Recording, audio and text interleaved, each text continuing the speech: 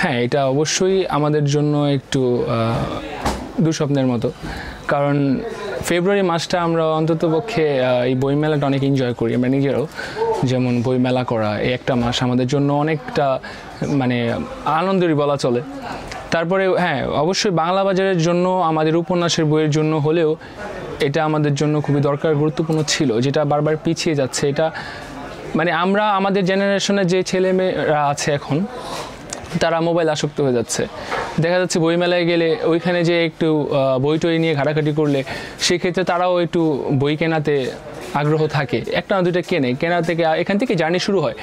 কিন্তু এখন আর বইমেলাতে আমাদেরও একটু বিক্রি, তারপর প্রচারণা এগুলো থাকে। যেমন নতুন বই বের হলে ওইখানে যে মোড়ক উন্মোচন করা হয় সেটা আমরা দেখি বা শুনি, আমাদের বিক্রিও একটু ইনক্রিজ হয়, যেটা আমাদের এখন হচ্ছে না। আর বইয়ের বাজার যেহেতু এতটাই খারাপ, এই জিনিসটা মানে না হওয়াতে আমাদের জন্য আরও একটু মানে লাইক খারাপ দিকে যাচ্ছে আর কি।